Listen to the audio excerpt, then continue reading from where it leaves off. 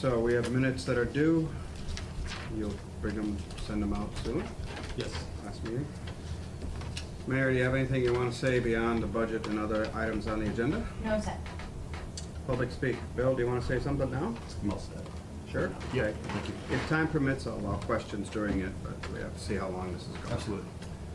First thing up is the request from the Board of Assessors to accept MGL increased allowable exemptions from 700 to 1,000 annually. MGL reduce allowable exemptions from 70 to 65. Obviously, this is done with hopes of helping seniors with the next with the big tax increase that might come if you vote. Yes, so my biggest question is, I guess for Mel, is what's the hit on us for this? Do you estimate what this will cost the city? You don't have an estimate, no? If I may jump in, Yep. my understanding is there's 60 people who take advantage of the current $700 valid. Okay. Uh, Is that's true? 60? There's 60, is my understanding from a letter from the assessor's Mhm. office. And that would Currently. lead. I'm sorry? Currently. Currently, Yeah. that's the current Okay. status. Yep. And so the difference that we would have would be from 700 to 1,000, $300 per person times 60. Well, that Which would be plus about the fact that there's 18,000. 5 extra years reduced, so there's more possible applicants. Right, so so we can at least assume that it will be 18,000, and then any additional applicants who would meet the qualifications, Mhm. which are pretty stringent qualifications, actually. Are income-based, right? 25, 29,000? Yes, very low. And I was asking, that 29,000 for the, is total household, is the maximum allowed in the For income? a household of 2, I believe, yes. If there's 3 seniors living in the household, is it different? It's different from one. One So is one lower. versus two. Okay. It seems unfair that it's only 29 for 2 when there's 2 people there, but Yes, our. the idea, I guess, is that the tax is the same. Whether there's 1 person, 2 people, or 3, it's Yeah. based on the assessed value of the home, so, I guess. Right, and the income levels are not something set at a local level. They're set by the state. Yeah, we looked into it, well, Lori was great, and she looked into it and what was possible or whatnot, what we could do around this, the ordinance. So we were able to increase the amount and lower the age. If I understand how this works, correct me if I'm wrong, if we give out these exemptions, it means there's less of a pool of taxpayers, therefore the rest of the taxpayers have to pay a little more. Is that correct? It's all part of the calculation. The calculation of the total Yeah, tax there's always a amount levy. in overlay for exemptions and abatements every year. We do that. Part of setting the tax rate and estimating those costs. So the overlay is already in the budget for next Yes. year? Yeah. That you're estimating this increase for next year? Yes, at this point, I mean, it's hard to, Hard to tell, but you may have to Yeah. ask for a supplemental later. yeah, Okay. but we're, So we have no idea how many 65 to 70-year-olds might jump on board, and we have no way to get that information That's correct. yeah, that's, yeah, without going door to door and asking people's income and all that. Exactly. Yeah. exactly. And, I mean, But we also don't have the age of every homeowner. yeah. And the income, you know, you can be under or within income guidelines, but have other assets. I mean, I it's see. You're right, also pretty that, yeah. quick to be, outside of this exemption. And the Board of Assessors are the ones who judge all this, who look at the, There's an application. Yeah. but they're the ones who look at the application to decide if they qualify? Yes. Yeah. Okay. It's a lot of work. Yeah, Okay. I would just say that some seniors have already started to come in, Mhm. who aren't, taking advantage of this exemption. Of the 3 who have come in, not one of them have qualified because of other assets. It's very strict. I mean, it's one of the reasons why I feel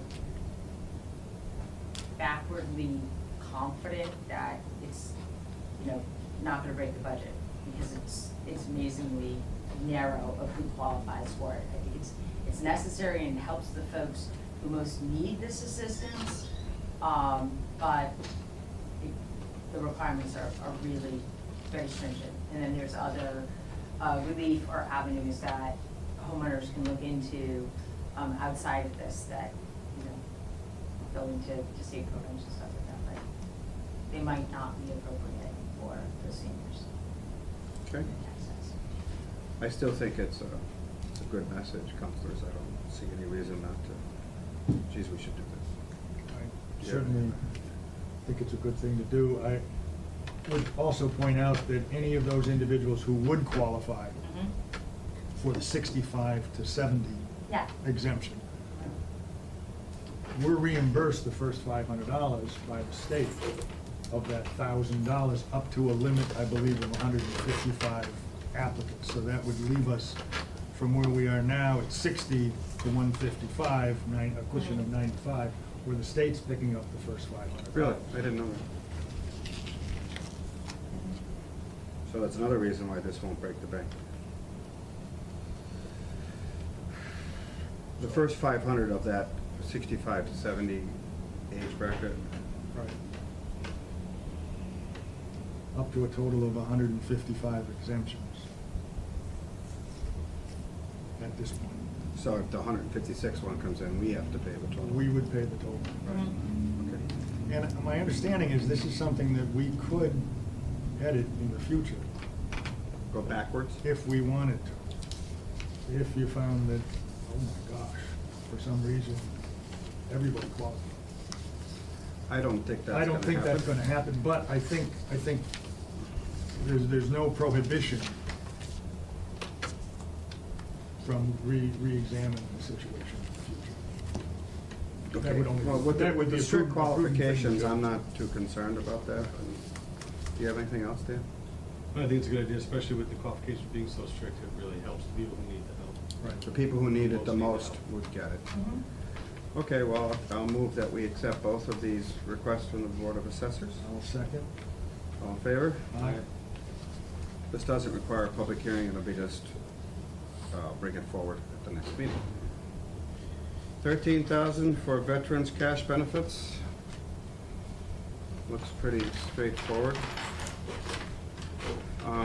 Is this a unexpected increase in the cash benefits, which is why we need this?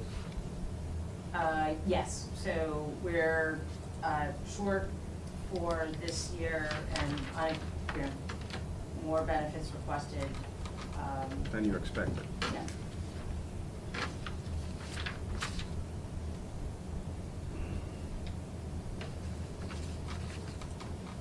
Okay. If councilors have any question, I want to make sure the benefits are taken care of. I mean, the veterans are taken care of. Any questions?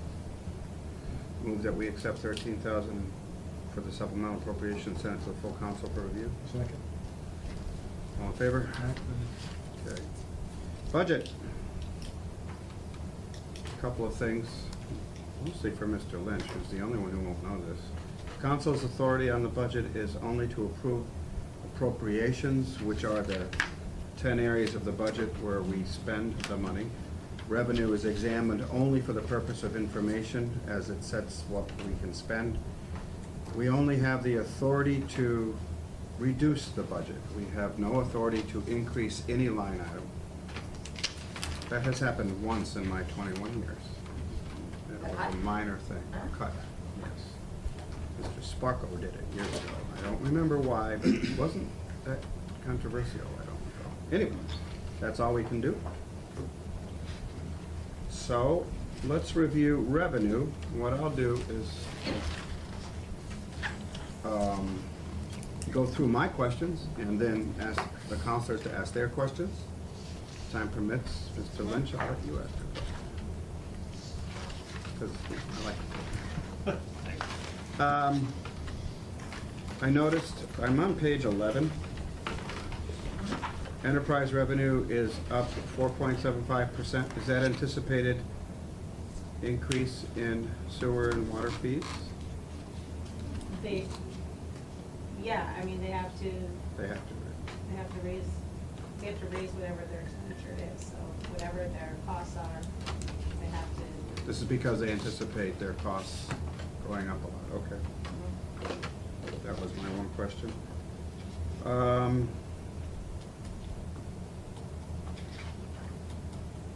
Melissa explained local aid. I have state aid at 11,332,286. That's total, then we have to drop the assessments, like school choice, et cetera.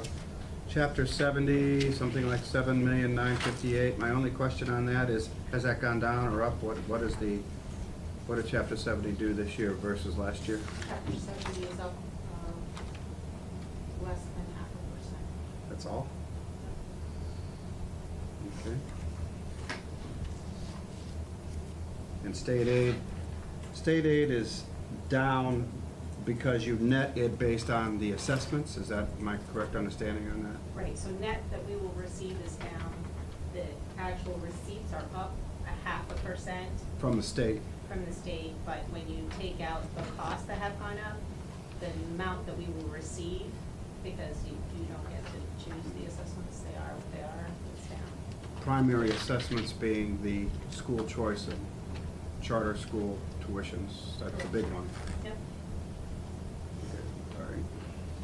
That's my only questions, counselors. I had a quick question about the local revenue being up about 8%. Maybe you could explain what components of the revenue that really comes from, for the most part? Mostly motor vehicle. Well, around motor vehicles, right. That's the More largest car expense. sales, people buying new cars, what seems to be the reason Mhm. that line's going up? Motor vehicle receipts have been going up for a while, and we went up on some other, we went up on, permits a little bit, but the bulk of it is in, motor vehicle, and what we typically do is, we have been estimating conservatively for a number of years. It's part of how we help make sure that we make the numbers, because as you know, all these are estimates, and if you miss somewhere else, you gotta bank it up somewhere. Mhm. So we have a little less room there, but Valerie did an analysis this year of, and it had been growing pretty steadily for a number of years. So in order to be able to do some of the increases that we were having to adopt, that's one of those few places that we felt we could push the numbers Mhm. to cover, other rising costs that cover insurance. And It's new a small growth, you're part of estimating. the overall budget. but- Right, but it's significant, Helps, yeah. pretty much increase for Yeah. that small part. Yep, But you still feel like it's conservatively estimated, even though you based it on yeah, prior year. Valerie did like a 10-year trend, and Okay. we're not allowed to estimate much more than this, like when it comes to set the recap, we're not allowed to estimate more than we actually collected in fiscal 18, Mhm. in October. So if we can't prove those numbers, we'll have to go back. But, so she felt fairly certain that this would not be a problem. And new growth, you're estimating it pretty low? It's- Yep, that The was reason is just a Lori's policy kind of recommendation. thing? Yep, yeah? that was Lori's recommendation, just Okay. as to, what's coming and, what's already been shown as new growth. New growth is much higher last year than we had anticipated. We anticipated the same thing last year, but when we actually did it, it was higher. So you just never know when people are gonna get certificates of occupancy and that kind of thing. Build renovations or build new homes. Right. I always think there's not a lot of land left in East Hampton to build new homes, so. I always think that too. But apparently it's not true. Well, I mean, it is renovations also, but. Mhm. But yeah, it takes a lot to move it a great deal, it's a big development. CPA revenue is down as usual. I am not happy about that, but that's the way it goes. Keep trying. You're on your case, just one. I hope so. Okay, any other questions on revenue? Bill, do you have a question on revenue? No, sir. Oh. Just real quick, just because a couple people keep asking me this, I want to make sure I'm giving them the right answer. Hey, Joe. The property tax can only go up to 2.5%, but the overall change is up 3.5%. That one other percent, is that mostly from the high school bond? So it's high school bond and new growth, so the new growth adds to your Increase. Increase. So we had good new growth last year, so it's up over last year because we were able to tax new properties. So that new So growth from last year 2.5% gets into the assumes- levy assumes that limit. everything was exactly the same as last year's estimate, so. And then there is an increase, you can see the debt exclusion went up slightly, about $40,000. But the 2.5 is right in that, it's right in, you see where it says that on the recap sheet? What page of the budget is that? 14. So that prior year levy limit times 2.5%, that's the 2.5%, and then you can add new growth, whatever new growth is. And that's, So when I tell people, people will say, well, you're telling me my taxes can only go up 2.5%, but you're really raising them 3.48%, and I'm telling them, no, we're not raising your specific taxes 3.48%. We're not doing that. That's true. if Because we the- had the exact same amount last year as we had this year, like on the base taxes, and there was no debt exclusion, and there was no new growth, and nobody's house value changed, it would go up 2.5%, but that's never how it worked. So the cap is in that first section of the recap, and you can see that there are several other sections there Mhm. that bring it to that number. So it's 2.5% on last year's levy limit, and last year's levy limit was higher than what we estimated it to be, because if we grew, instead of 150,000, we grew 240,000, or slightly under 240,000. Mhm. And so that starts your base again, and then you can add 2.5% to that base.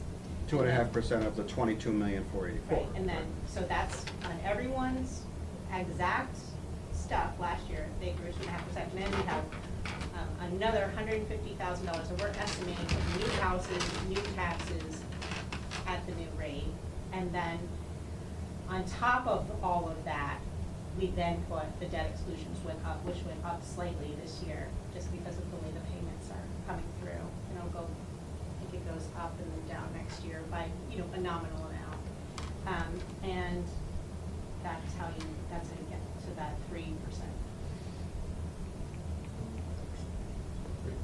Thank you.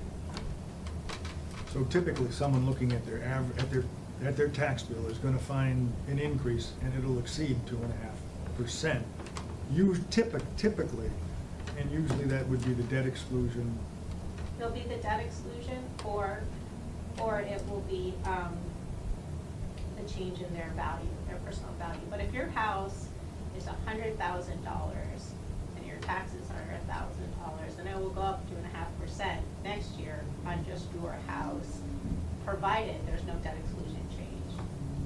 But debt exclusion, if the payments aren't exactly the same every year, will sort of, $40,000 is not a ton when you spread it out over every house. You Right. probably don't even feel that, but it is part of the overall calculation. I understand. Okay. Anything else, Dan? No. As I said, we don't actually approve revenue. Oh, you do have one other one? Okay. What's the parking fund?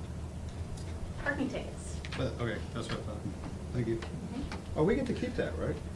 Speeding tickets go to the state, but we get the parking ticket? So speeding tickets, we get We a do get pass-through from the state if there's a speeding ticket issued. Pass-through. Yeah, we get something from the state where they can say, this is how much you have on speeding tickets. Like, we get A percentage. Yeah, and it's part of the local receipts. Good. And then, the, parking tickets, we collect in my office, and we keep 100% of that revenue.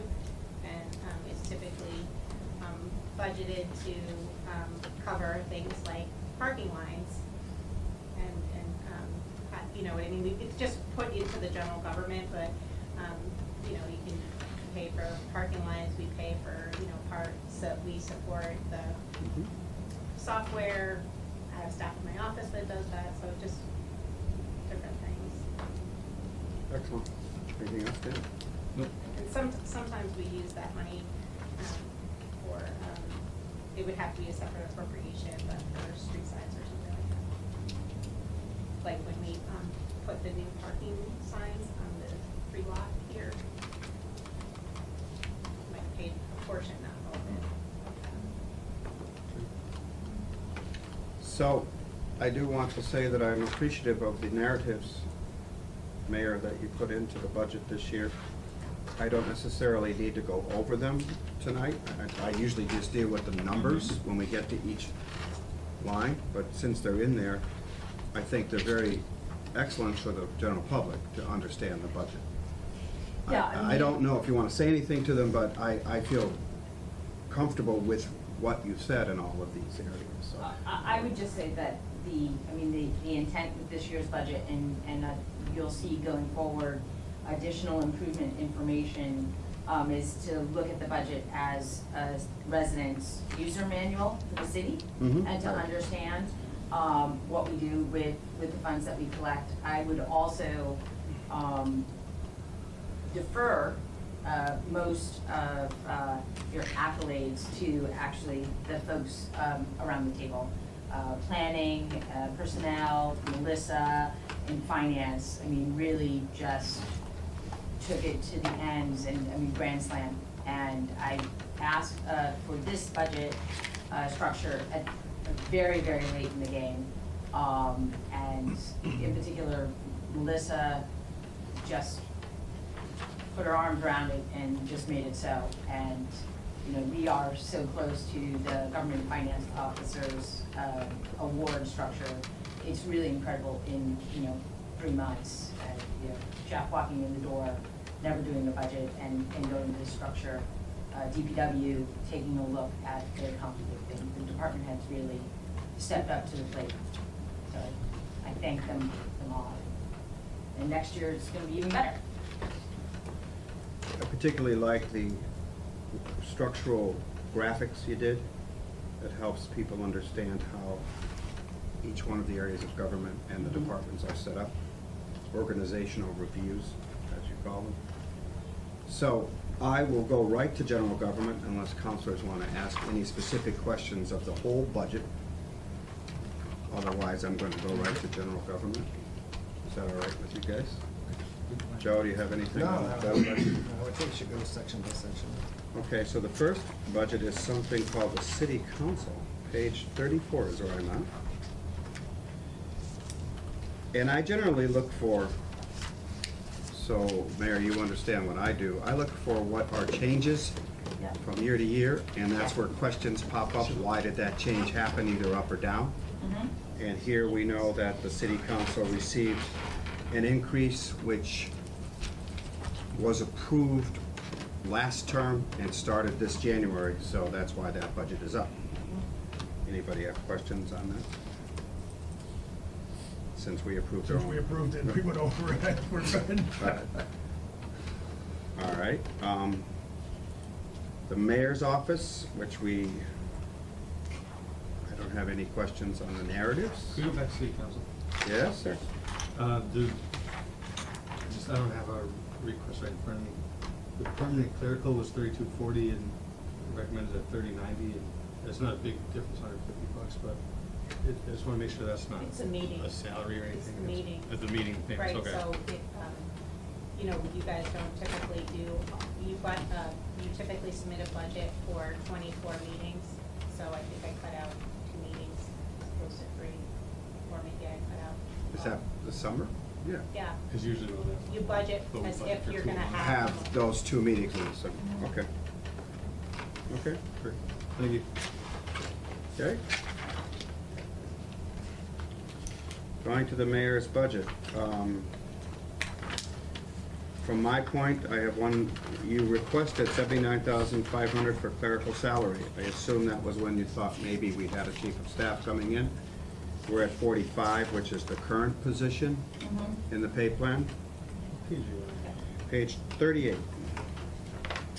I went past the narrative, unless you have that right here.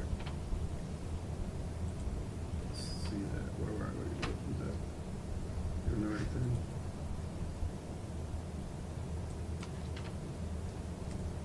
What is this one here? This is the same page. General Is there government. not a mayor section like there's a Yeah, assessor 38, finance? it's 38. Page 38 is the mayor's salary. See, up at the top, what do you, is yours? Yeah, mayor. Good.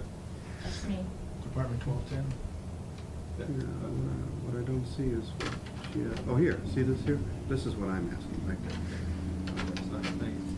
So I'm correct on that? Yes. That's what you were Yes. anticipating?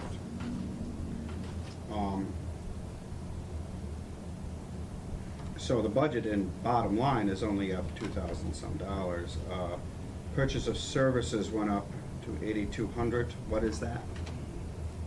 I think the, was education. and Page 38. I increased education and also opportunity for conferences. Okay. Is that for you personally or for I your would see staff? both. We started some of that already. Okay. You know, scheduling it out for next year. Let's purchase, okay. You see where I am? Yes. Page 38, 8,200. It was 68 and. It was 68, but the education and training line was 200 and Went up to 2,000. went up to 2,000. So we have an education and training line, and we have a purchase of services total. Two, which appear to be for training. So, It's just up, it's up to $200 for in-state travel.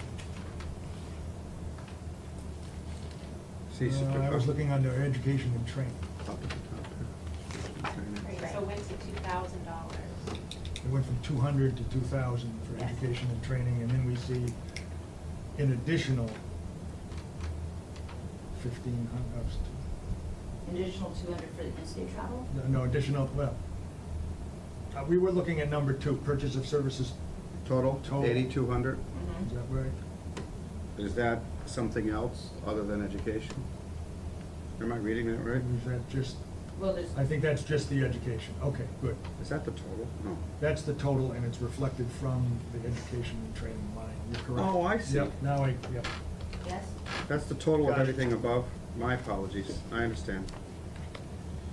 Okay. Could be a long night here, folks. This is the first one. We'll figure it out. Yeah. The 79.5 down to 45, they didn't ask if that was because there's no longer gonna be a chief of staff. I didn't hear the answer on there. That's, Right. That's yeah. why. Yeah. Well, right now, I mean, we're going forward, I mean, we have UMass Boston coming in to do the pay plan review.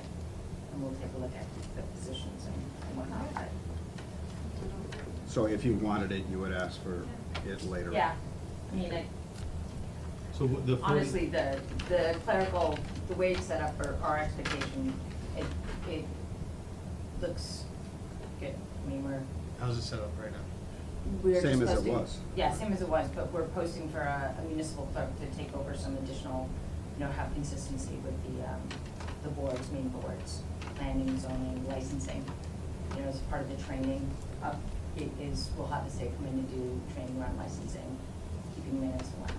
Where is that position going to be under you? Yeah, it's like 45,000.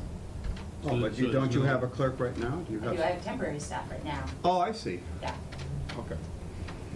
So where do, like, is it all mixed in here, like Nikki moving to DPW, that subtraction salary plus Alan coming on, or is? Well, this is next fiscal year. Oh, okay, okay, right, okay. Oh, I see. You're talking about what Right. will happen in July Yeah, yeah. if we change July things. 1, yeah. All right.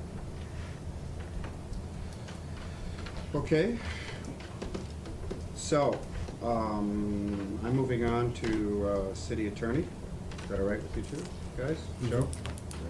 That's up a lot, and I assume that's because your plan is to have, and I'm wondering about this, one new city attorney firm which deals with all of our legal services? Is that why this is up? Because We've consolidated. That's what I our mean. legal- Yeah, so you're seeing legal services here that normally are in different Departments. and we're putting them in. So we have shifted to a one firm standard, and that, you know, so we can go to one place, they understand, you know, we're not talking to one lawyer about labor where it could, you know, affect something in revenue or DOR. We have one firm that's working for us. And all the departments are working out of, or all our departments are working with one firm. I mean, there will be exceptions. I mean, there's some land use, you know, issues that might come up that are very, very specific.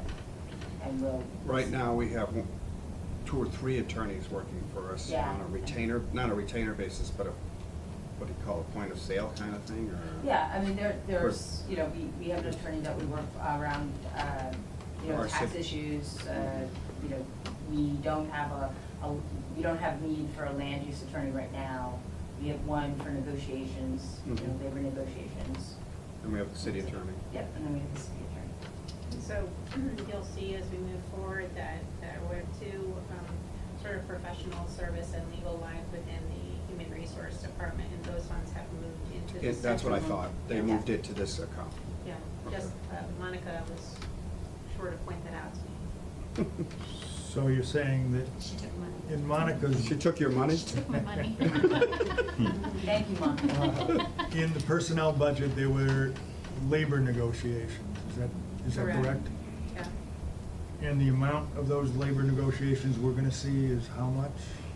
There were two lines that existed in the personnel budget. One was under professional services and one was under negotiator. And Okay. I believe professional services was at 15,000 and negotiator was at 5,000. Right, so those both moved into the, you know, they're taken from the Money that we expended Right, in the past, and a typical expenditure, from the personnel budget for labor negotiations and you said also. Negotiate. They had two different Professional lines. services. Professional services, but Yes. more for negotiations, Well, one was negotiations and one was for ongoing employee issues. employee issues, And they okay. had two lines for it, and they were both in personnel. And that totals 20, Yes. Yeah, okay. and then we moved that to the, to this city of professional right, services. so it's But really more of a. We're still this is- missing 4,180. Well, We're adding $4,180. Correct. Where in the budget did that come from? well, I don't know that it came from anywhere in particular, but what I'm saying is that 90% of it is a shift of cost versus an increase of, you know, a 50% increase in the cost. And then the mayor is looking to sort of bring down some more personnel items from the school department and hopefully, you know, sort of centralize that legal. I mean, there's a separate legal team upstairs too, and if we can consolidate even just a portion of that for things that are Personnel related. personnel Yeah. related to all city employees, not specific to an School educator, Right. then that's the sort of idea. But that hasn't happened yet, right? Some of the things have started to migrate, and Monica and myself are working with the school department, with Nancy and Dale, around other HR personnel, tasks coming downstairs to one consolidated HR, basically a point of hire and benefits. So there are tasks upstairs related to human resources, you know, whether that's unemployment or benefit issues or advice around employee issues. We see those, I see those as just common issues, whether you work for the school department or planning. We should be applying and viewing, you know, every employee under the same policy, under the same rubric of, you know, scrutiny and policies and pulling that down. So why have two different legal fees looking at, you know, pay equity or how we administer family medical leave? Just because they're a floor between us, the school department is a unique department, but still has employees and they're entitled to anything else. We want to make sure that we're very equal in applying policies and benefits. Yet they're all under separate contracts. So the benefits may in fact The be benefits different. might, but they Through still. negotiations, be very different. Employment law is still employment law in Massachusetts. Benefits as they relate to time off, all the other benefits, the medical and those things. Their collective They're bargain. the same. Yes. I mean, it's no different than police and fire. They have different C Right. and They have different DPW, they have contracts, different too. CBA Right. as well. Yes. But this consolidates all legal services under this one area. Is that Most, true? I mean, not Almost all of it? No, I mean, It's making it more centralized Right. than it has The- been. The school department clearly has very different legal needs than the rest of the city. They're Correct, but they they're are very an specific. employer of the city. Yeah. We are one employer. one employer. Right, right. But, So- So their legal so they needs would need somebody who are- had specialized services, But their specialized legal needs for understanding of employment school are law. legal. But what she's saying is that besides that, there's employment needs which I can understand, be the the same. human resources side, the Yes. employment, Correct. Is the same. right. Okay. How, and from the school department budget, we will see how much of They this? don't do that. Yeah. We won't see anything, so we're looking for really an increase of School department's appropriation, they can move around however they see 4180. fit. But you're looking at 4180 increase in attorney services fiscal year over fiscal year increase. Mm-hmm. Okay. This year's increase is $4,100. You're Yes. anticipating that need. Yes. That's what she's saying. Okay.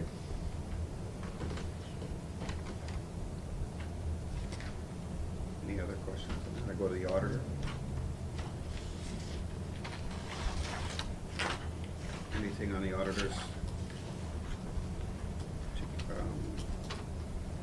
Narratives? Her employee is not fully stepped out, so that's a big portion of her. Increase was a step increase. Okay, and the increases to the actual salary of the auditor is basically inflationary? Right, yeah, Cost you of know, we had living. we had the cost of living in Right. January, and then, her assistant is still in the step process, so she Hmm. has a step and the COLA that we got in January, which would be more than would be if we did last year. So the bottom line, the budget went up about 3,000, and that's mostly for salaries. Yeah, mostly. You guys have any questions on the auditor? Okay. Bill? Giving you a shot here. Good at the auditor thing. All right. I just had, can I go back to the education and training differential one? Way back for the mayor. Well, you didn't give me a shot then.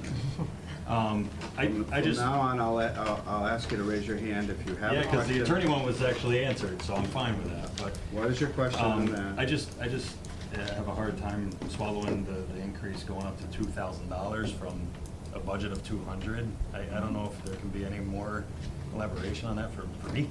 I don't know if that's allowed. That was the Isn't it only allowed? thing. You're allowed to ask the question. All right, that was the only thing. Yeah, so I think that there's, you know, as far as the education one, you're looking at a mayor who's not served municipally. Also, already since being in office, I've attended economic development conferences as also training with DLS. The mayor's conference down in DC, the mayor's innovation project that directly relates to cluster economy, which is connected to the Middle District, and that is in DC. As well with bringing on a municipal clerk and making sure that that clerk actually learns open meeting law, the charter section of the AGs, how to take minutes, Robert's Rules of Order. I am committed to that happening in a structured way, rather than just learn by tradition. And that's gonna cost money. I mean, some of it, we can take advantage of through different, state and federal government that provides, training, but to keep it up and to get folks certified, and it'll be. It's not really, it's not gonna pay for someone traveling to DC and back, it's paying for part of that. Maybe the conference fees or something. It's, But it could, you know, it can be dropped. I mean, I don't see the clerk going to DC. You know. okay. Yep. Moving on from the auditor, I don't know what page I was on, I went backwards. Auditor was 43. I think you're at Assessor's 45, for the 45. assessor, page 45. Okay. My question there, I think, was, is this a reval year, personnel services? No, it's not a reval year. The increase is really, Lori, has reorganized her office several times, and so she had, as you may or may not recall, she had two staffs in her office, and then she moved to one, less than half-time staff at one point, and in the middle of year, they increased, that half, the 19-hour position to like 24, 26, and this reflects, I think, a 20-hour position, so her and a half-time person. So, it's up a little bit, and it really has to do around her part-time employee, which is Okay. currently vacant at this time. Mhm. I believe that posting just came down. Correct. So in that office, we have a 22-hour position, Well, I plus think Lori? it's like a 19 or a 20-hour position. It used to be under 20. Mhm. They had moved it to a benefited position of 24 hours in the middle of last year. And then, and now that person has left, so we're filling it again. So we put in an estimate of 22,000, not knowing who we would hire and where they'd come in the salary range. Do we do in-house? In between reval years, as I recall, we do in-house appraisals, or assessments. So Does she Lori go out contract- and do them, or she contracts? She does some of the ones for, when a building permit is pulled and Mhm. and the certificate of occupancy is done, but she outsources a lot of the data collection stuff that you may have recalled that we had a full-time person for, and she finds that that is more cost-effective and is working well for her. Is that under what- professional tech services? Yes, it is. 10,000 there, do you see that? Yeah, okay, so, Okay. so that's an increase of $7,300. No, it's exactly the same as 18's budget. 2018, Oh, it's up from 2018. 2017. Up from 7,300. Right. But the same as FY 18. Right, I see that, yes. okay. I certainly like to see our assessor's office. It's a busy office. People come in, they expect to get service. If anyone's out sick, away on vacation, we need to have good coverage there. So I'm certainly happy with having hours in that office. Along those lines, we wouldn't want to have a full-time person in there along with Lori? I'm asking the Mhm. question because if Lori's out doing some Right. assessments, there's nobody in the office at 26 hours. There's, 9 hours or something that's not being used, nobody's there. So I'm wondering what the thoughts are on that. Moving forward, I know not this year, but, Lori's thought is that, that it's sufficient coverage and there are busy times and less busy times, so. She books the she- hours. Yeah, and she has been able to find people in the past, and, it's hard to say with a new person where she can say, work full-time this week while I'm at this conference, and then, in a subsequent week, they work less. So some managers are able to do that, and it really depends on the flexibility of the staff that they hire or whatever. But she's pretty consistent on the hours that she's available in the office, so that when she's doing her reviews, there's someone else in the office at that time. I want to be clear, I've heard no complaints. In fact, I've heard good things. Yes. But I just, making sure that if she's out, there's somebody there, but sounds like she's got that all covered. You guys have any other questions on the assessor? In-state travel seems to be up across the board, and I know that's important, but here specifically, it doesn't seem to have reached 400 or even 300. Previous years, you mean? Yeah. Well, I do know that, she used to be higher because they didn't have a city vehicle, and now they do. I think she leaves it there, for the board, because they have, required classes to go to. Oh, right, the Board of Assessors is under this. Right. Okay. But they haven't taken advantage of that in the past, or we haven't budgeted for it, or? Either they didn't turn in for it, or like, there is a cycle of, like, and if there's a new board member, then they have to go to more classes than someone who's, has been on the board for a long time. And they do have one of their members of the Board of Assessors, does work for another community and will not necessarily take advantage of our travel because they're a full-time employee somewhere else, so they'll take, they're taking the same class from us, and we get the benefit of it, so. But if it was to be an all-new board, we'd have to start all over again, similar to, the mayor's office. Mhm. But it's been pretty good lately, pretty consistent. Dan, Joe, JP, anything else on the assessors? No more on the assessor, I'm good. Finance. I like this is the new organizational review. That shows 5 people under you, Yeah. is that correct? Yeah. Um, I don't know how that happened. And one person moved from the DPW in here to keep all the financing, the collection of water and everything Yep. is all in that office. Correct. So money was probably moved from DPW to this office, this budget for salary. Yes. So that, you'll notice when we get to the DPW administration office, that one Down. clerical position is down, and it is showing up in my office. The other large driver of the increase here is the payroll, which is, we no longer use the KVS software. We use service, so that's why my professional service line is large. It went up to 36,000. I remember we appropriated funds mid-year to help with that. You guys seeing that down here under professional services, page 49? See where I'm talking? Yep. It was 10,000 last year, but now we're using a payroll service Yeah.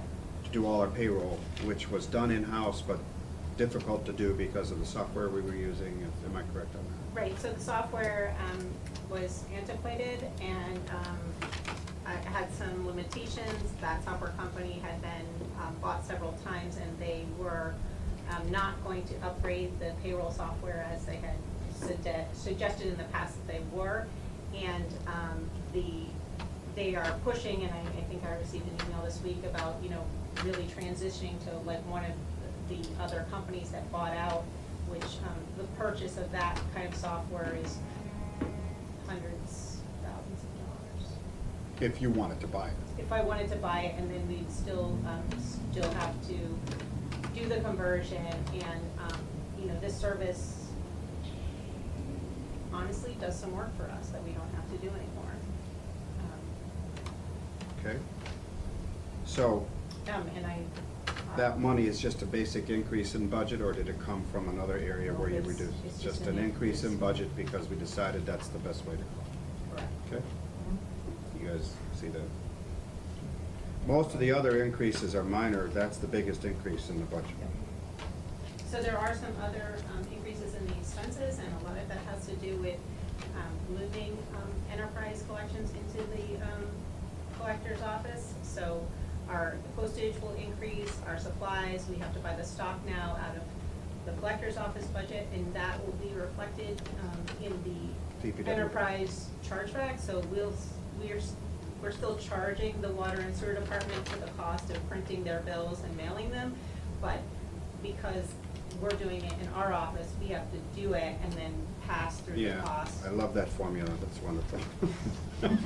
The enterprise formula. We charge it back. So just back to personnel services, total $20,000 increase, and we'll see a corresponding 20,000 in clerical reduction, you say, from the DPW. Yeah, about, yeah.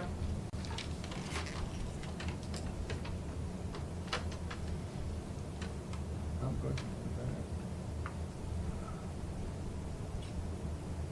I think what I'm seeing is under FY 2000, I had a question mark here. I think I understand it myself. Treasurer, administration, and clerks is 101,000 in 2018, and now it's 69.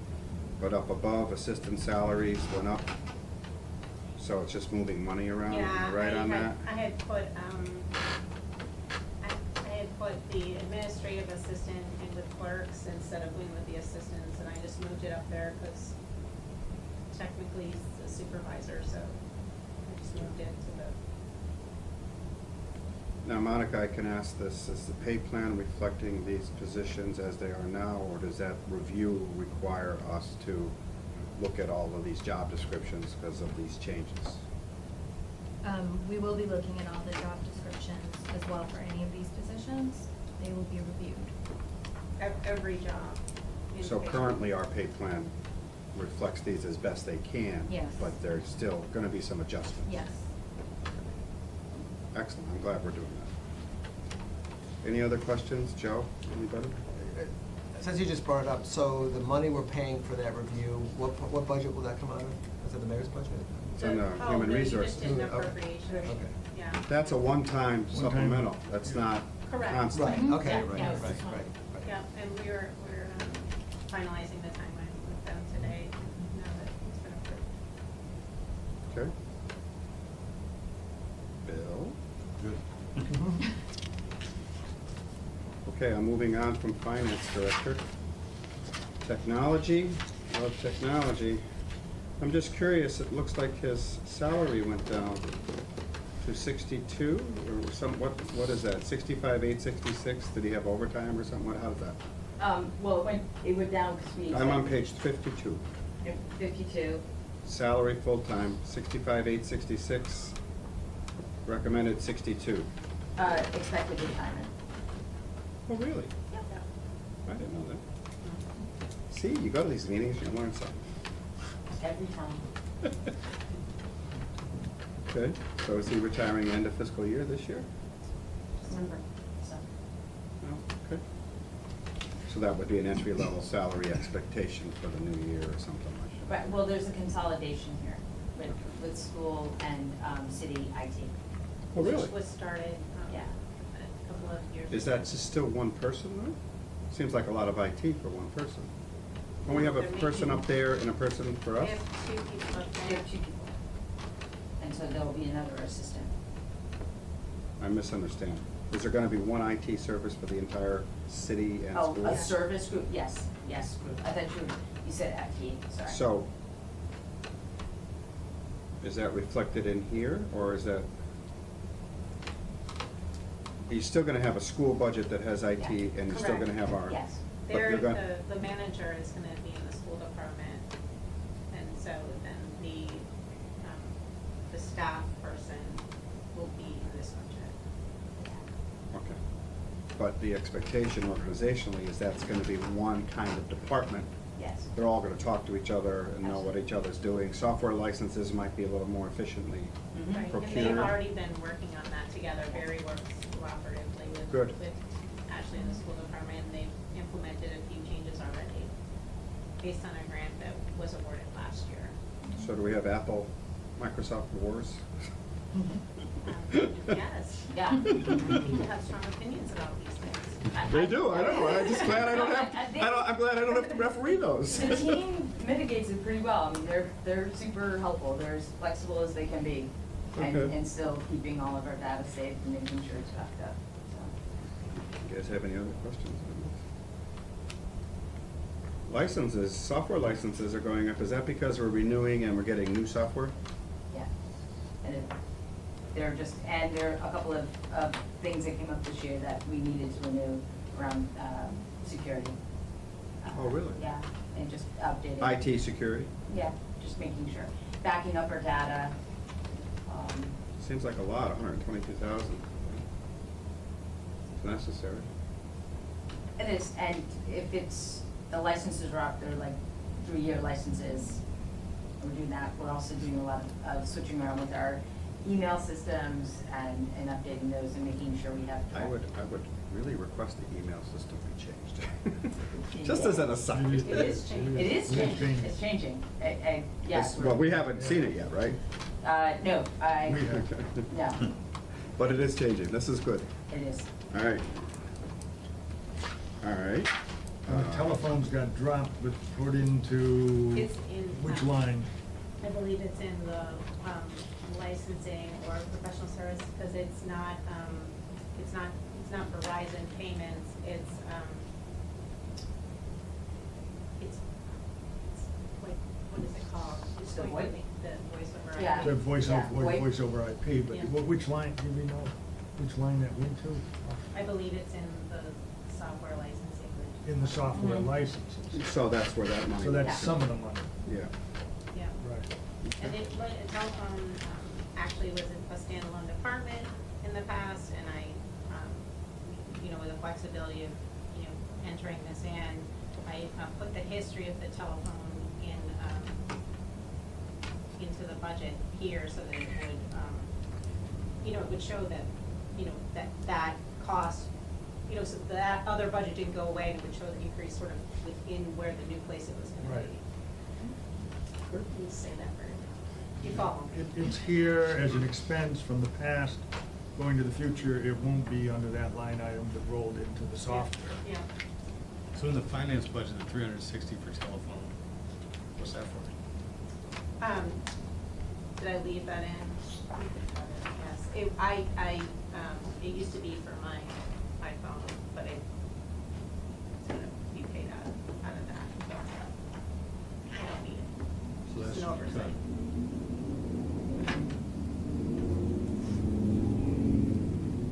Proposing we move to cut that money to council's deliberation. I think it'll become free cash at the end of the year. That's my feeling on it. What do you think? If it gets repeated over through other budgets, I would think that that would be appropriate. If it's a one-line item for $300, I think we have to go through that gyration, but, because it will go back to free cash if it's not getting used. If you don't use it, If something gets cut, regardless of the amount,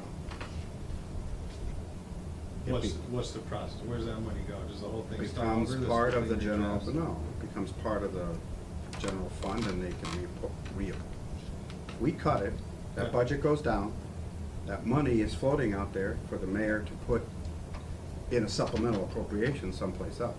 No, No, that's not right? it won't show up till it closes out Oh, which shows up as free cash next year, next year. in 20. FY 20. Okay. It's gone until then. Whether we cut it now or Right. it gets returned to free cash on its own. Right. If we don't cut it, it gets returned to free cash. If we cut it, you can't use it until next fiscal year, or Right. you just re-budget the whole thing. You can't, we can't put it anywhere else, so it just sits there. So, you know, when we did the recap, maybe we reduced the estimated motor vehicle by $360, but, you know, like all that revenue stuff is changing, so Mhm. it'll change a great deal by the time October rolls around. But if you were to cut something, it's not like we can use it Someplace else. someplace else and do an appropriation for it someplace else. The left in it can be used anywhere in that department, right? You could Correct. transfer it if if the Yeah. mayor wanted to. Yeah, if left in there, if my postage budget was short, I could, See, now I To assumed. move it to a different Yeah, department you would wouldn't even be able to require approve that. city council approval. correct, right. If it's within the same department. But if it's within the same department, if If it's it's an an intra-department. intra-department transfer, Right. you're all right. You can use If it's it. interdepartment, we have to approve it. But because the budget hasn't been approved yet, it still falls under, like, because we haven't approved this yet, isn't this still floating numbers that things could be cut and moved somewhere before No. we approve You it? can't move it, you can cut it. Okay, well, We can't move it, someone could. but couldn't the mayor still move it before this budget is approved? No? No. She'd have to resubmit this, and we'd have to go Right. through a new process. I don't think state law, since we've never cut something like this, it's hard to, I didn't know the answer, which is why I thought I did, but obviously I didn't. I thought you could, but we've never had that come up.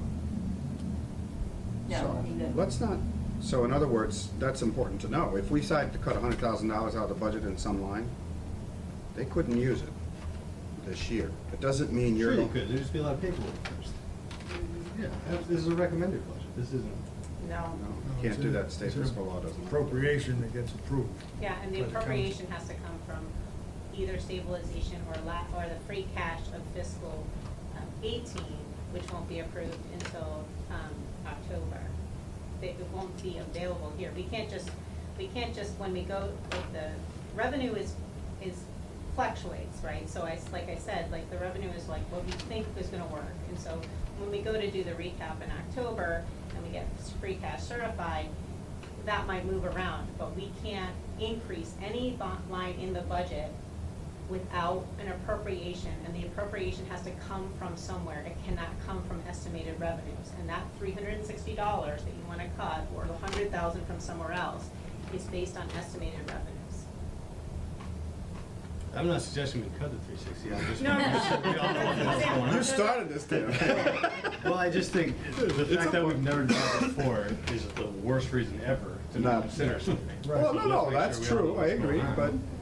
but the point, what I'm learning is that we can't I know the assume. council can only cut. Right, and so we can do an appropriation to like say, say you cut 100,000 from something, and then, you know. You still wanna do that and same the same thing.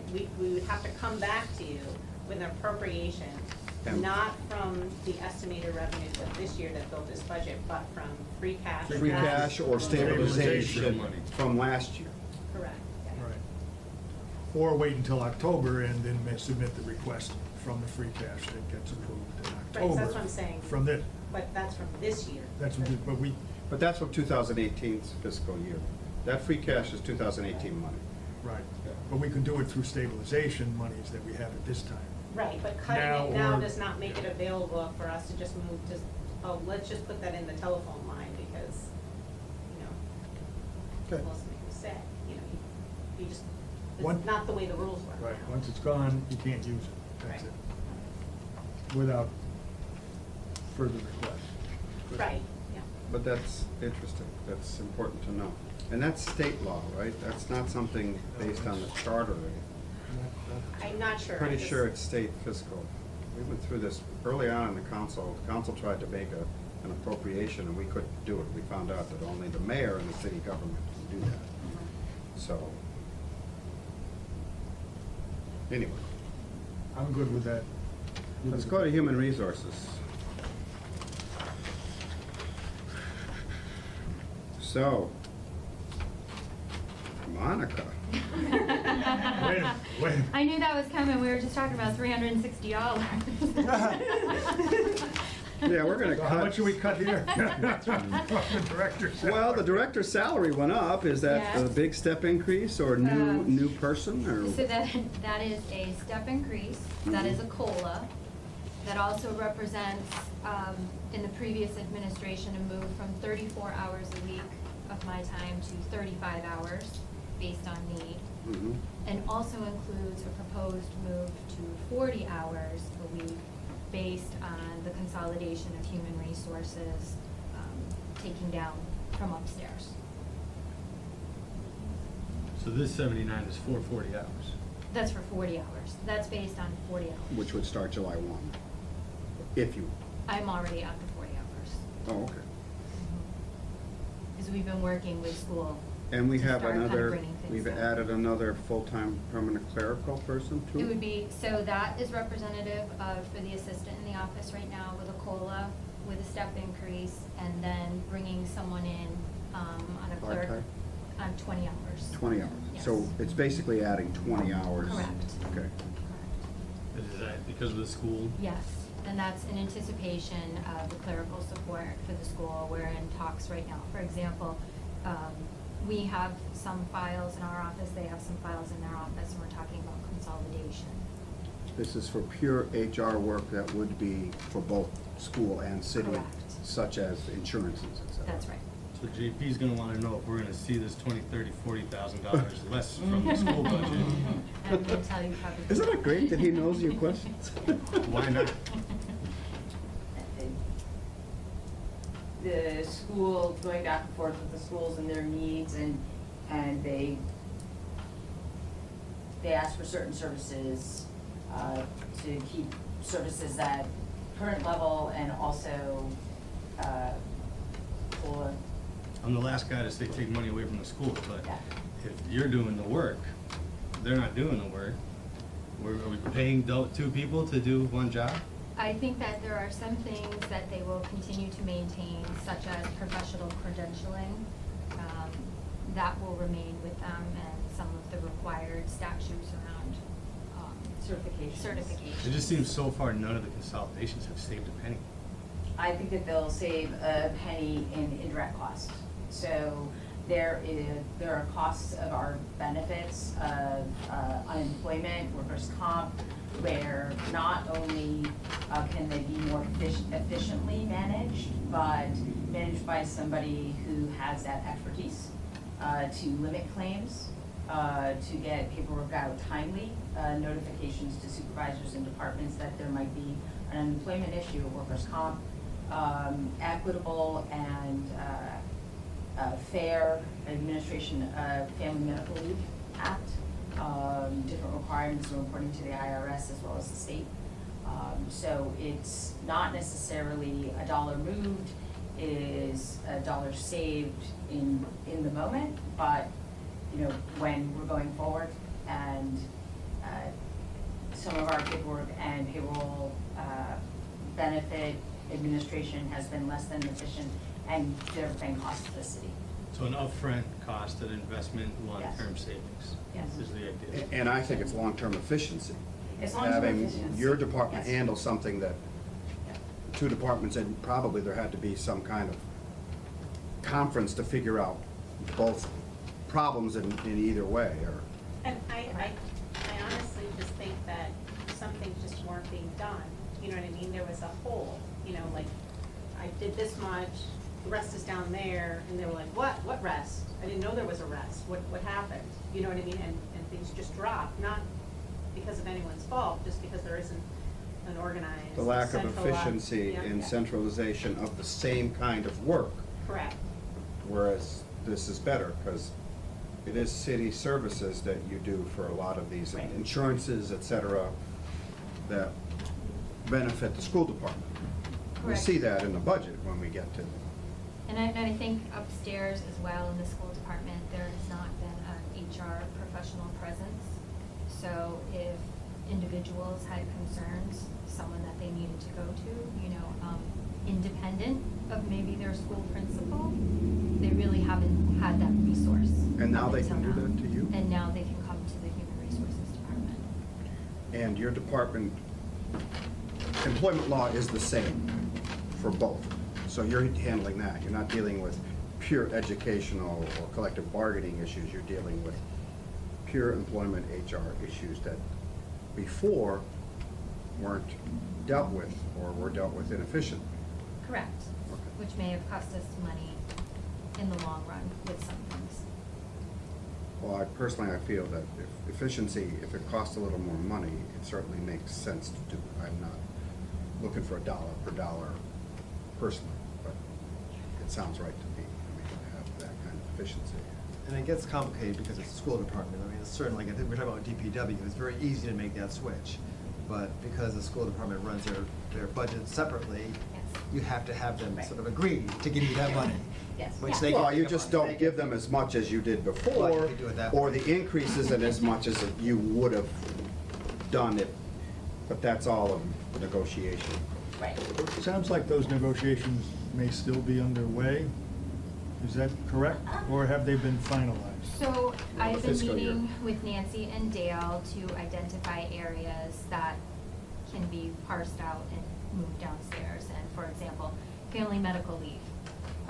It is highly important that because we are all part of the same city, that we are applying the same standard across the board.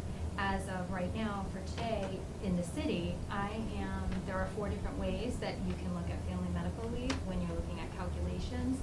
And we are applying one standard and the school is applying another standard. But the And law is the same.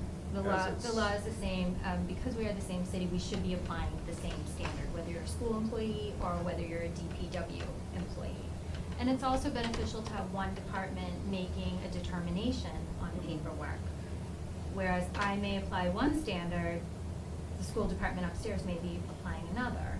And not for nothing, not taking away from anyone or a criticism, this is a specialized area, and having someone that understands all of the nuances and ins and outs of family medical leave is important. So I've been meeting with Nancy to look at things like that. We've already agreed FMLA is something that should sit in the Human Resources Department. It's also for protection of one's, health-related matters as well. And employees are getting equitable treatment, Correct. Yes. regardless of who they work for, city or school. Correct. You know, there could be employees that would say, why is my supervisor, being the superintendent, able to have access to my medical record? Whereas any of our other directors in the city, they would not have access. That would be handled completely in my office. So, it is putting us on the same standard. But there are some things, yes, that are specialized to the schools, such as the credentialing of teachers, that wouldn't necessarily be something that would fall under Under- human under human resources. resources. They might identify it as human resources, but it's not something that we would look at. I don't know how they're doing the transition to the new superintendent, but has she been involved in any of this at all? Is there any? She will be. I mean, she'll be fully, I don't know when she comes in to get this kind of transition. Yeah, I mean, we're looking to, I talked to, Nancy and I were talking about this exact thing a couple of days ago, about now that the contract negotiations have gone forward and we're settling all the details, that Dr. Leclerc is included in these conversations in the transition. I mean, Okay. July 1, it's, it's her department. I know, we don't, yeah, just Yes, want we to don't come in wanna without make- knowing what's going Yeah. on. But I would also point out, around the school department and concerns around consolidation of files and whatnot, you do also in DPW and fire and police have different certifications Mhm. and professional requirements that, certainly, personnel is not looking, to take over sewer or Do you have to whatnot. leave, Jeff? No, Okay. Yeah. So, I mean, there's some similarities. We're being respectful of the expertise in each Okay. department, but want to consolidate those things we can. Okay. Any other questions on human resources? Okay. I just wanted to be clear, Melissa left, be clear, if all the functions don't transfer, you'll still have a $15,000 pay increase. Is that correct?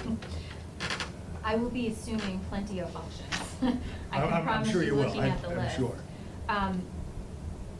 You know, That's why I that's asked moving me to if the everything's been 40 settled. hours. If Yes, it's everything's not been been- settled with the school department, I guess I'm a little uncomfortable having a pay increase based on something that isn't fully negotiated with the department, which then will tell us exactly how many hours. I guess my thinking is that maybe it makes more sense to do this as a supplemental appropriation when the functions, all the functions. Adjustment of I my don't- hours, I not a don't pay agree. increase. Right, there's an adjustment in. It's an adjustment of hours, not a pay increase, so. It's an adjustment of hours, but It is an but it's adjustment of based on, hours, it's but based could on be changed. new responsibilities that haven't been fully So, negotiated. I would just, from my point of view, and why I'm presenting this department structure the way I am, is it's not about what transfers, it's about when. Because I think it would be derelict to have an inconsistent application of key employment policies like Family Medical Leave Act, like pay equity, and what that's going to bring apart. These are not functions that should, someone's medical file with their detailed information should not be in a separate unsecured area in city employment. Like, that's unacceptable legally and also just in practice. So the But functions. that's something that everybody upstairs has agreed to change, I would presume. I- Is that correct, or not? I don't want to sound short. I don't know why they wouldn't agree, and quite honestly, I don't know if they can purposely, and even the word "they" coming out because we're one city, why would a department head disagree with following the law? There should be one medical file that is separate and that is discrete from a personnel file. And not everyone should have access to it. Your personnel folks. No, I mean, it's just the way that things are structured now. And so when we're talking about shifting responsibility or increasing pay for compliance with the law, I don't think that those are functions the school department would want to keep. I have to say. Is that, I don't. I agree. I agree with your concept here, I agree with the concept, and if all those functions come down, I don't have any problems with this. I just wanted to Yeah. flesh out No, no, whether all those yeah. functions are coming down, Sure. and when do they start? Do they start July 1st? Or is this something that could very well change? Well, If we talk to Yeah. the school department and they say, hey, we're on board with, X number of dollars that we see kind of moving on to the human resources department downstairs, and we're gonna have some changes up here, and they explain it the same way, and we're all in agreement on the same page, I don't have any issues. Well, I don't have an issue with the mayor deciding the salary range of one of her department heads. That's your prerogative, Mhm. based on what you feel are new responsibilities. Yes. And I think you've defended them sufficiently, as Monica has. I would never want, I have a hard time challenging that, because that's your prerogative as mayor. Mhm. I mean, I don't agree, JP, that we should wait to see if these responsibilities happen. If they don't, that's for her to have to defend in a future fiscal year, Mhm. or to the voters. I mean, that's just your prerogative. And I think, given the nature, just for family medical leave, that's just one element of your department. It's Tiny. huge. Those responsibilities, you're paying a department head for that responsibility, for that knowledge and that experience. And I don't have a problem with paying someone what you're judging is their worth. So that's just me. I didn't think this was a salary question, it was an hour question, so the hours would increase, and therefore the salary would go up. The salary would stay the same, Correct. but, so there isn't a salary increase, it's an hour Okay. increase based But on it's new 15,000. responsibilities. You said that already happened? You're already working 40 hours a I week? am. And so this is just to reflect that over the course of a full year, rather than from whenever it started. Have we given, was there a supplemental to increase our hourly rate now, or hours now, this year? No. How was You're it? still There was being money in paid, the you're line. still being paid on what We you did work. it apart, yeah, we didn't do so, there was money with that. There was money in the line. Okay, so they did it in her department. Intra department. department. Those two mixed up all the time. Transfer. Intra. Gotta be in trial. When did the 40 hours start? Month ago, maybe? 2 months. Since we started the process, first we started working on the payroll consolidation, which, we came to council for, and then we started talks with the school as well. And can you give me a clearer picture, a little slow, of where those talks are at? Because it sounds like you're already doing some of that stuff, but then we're talking about if those functions fall and if they don't, but some of them are already happening. Yes, some of them are already happening, and we are trying to make it very controlled, and as you know, this is the busiest season for school upstairs. So, some of the things are not necessarily on hold, they are just waiting because this is the influx, teachers leaving, teachers coming in, so it's a very busy time upstairs. So, but we are already, Nancy and I have been working, I've been working on FMLA because there are questions that have been coming from upstairs. We currently are working on benefits. We are proactively reaching out to school employees and including them, like the health fair that we just had for open enrollment, where in the past things have been very separate. We have already started the process of, getting them to know our department. So it's not come to an agreement and find a start date, it's, Correct. this is already happening and the Gradual conversations are transition. continuing. Yes. Gradual transition. Right. Gradual transition to not, for lack of a better term, upset the apple cart. Moving things in a very controlled fashion. Okay. I have no other questions. Joe? Anybody else? I get your salary. I think we're done there. The full-time clerical again, It would be going 20 hours. from 32 to 65. There's already Where is a that? person We're in my adding 20 office. hours. Adding 20 hours. So you're adding 20 hours, and the person that's currently there got a step increase and a COLA is factored in there. So we have a position that you've already put So in. they're at 20 hours, going to 40? No, I there's a already have separate- someone there at 35 hours, 34 hours per week, Yeah. and this would be adding another support person at 20 Right. hours. Another part-time person's being added. Is that person already there? No. We haven't hired him yet. Okay. In other words, there's a whole new part-time position. They s- So we have 34 at 32,000, 34 hours at 32, and another 20 hours at 32 again, approximately. 32,000. The current person has an increase. I don't know Yes, how a much it stepping, is. a Slight step increase. increase and Okay. COLA figured in. We're paying a different salary, I would presume, too. right? Yes. Yeah. I mean, it's a placeholder for a position, you know, depending on experience and so forth. Okay, good. Good? Anything else? So is the HR department open on Fridays? Is that fair to say?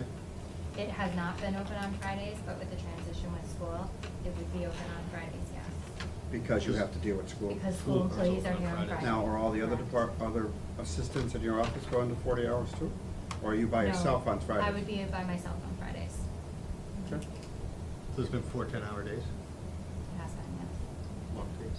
Long days. Can we go on to the city clerk?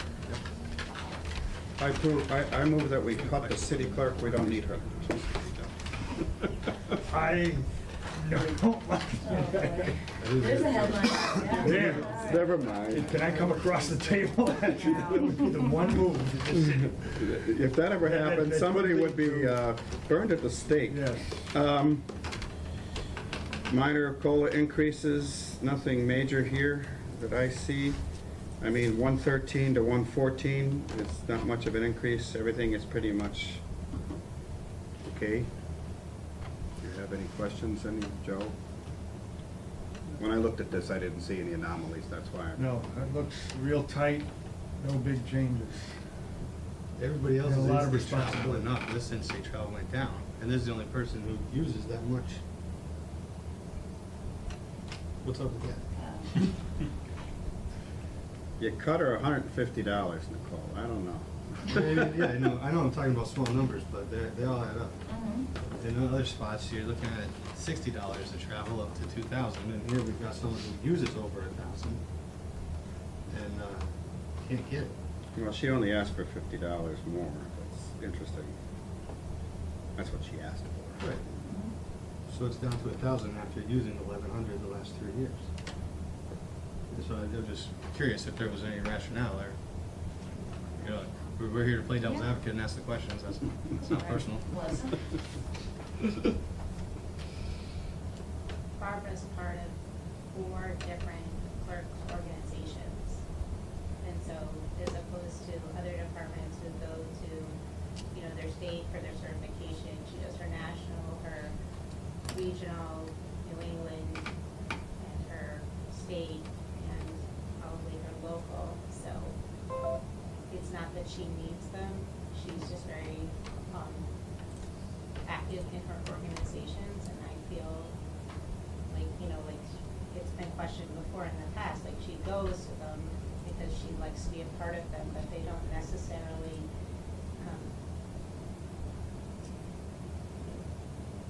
bring new information. The state one does, and that's the one that they, you know,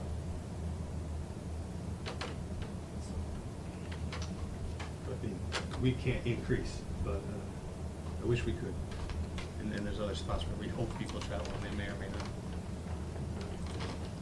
Otherwise, no questions. Okay. Elections, that's just typical. We have an election coming up this year. With an important- This doesn't include the May election, that's a supplemental. This is included, this is for the one in November, which is a state election, governor, et cetera. Yes. Went up $5,000 from the previous year.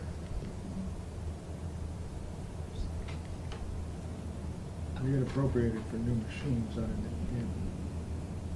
I'm trying to find out. No, on a supplemental, right? I think this Listen. went up because there's a primary, right? Right. Oh, okay, there you go.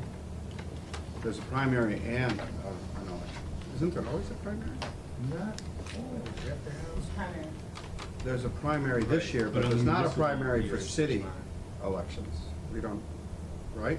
We don't have a primary for city election. So which was the prior year, State, yeah, which is why prior this year. is up, Yeah, because there's a this is up primary. Because this is All a right. state election cycle. All right, well, we'll skip planning and go to the next, Jeff's been sitting here. So, is this organizational review new, or pretty much what we've had? We have an assistant planner. Do we have a grants coordinator yet?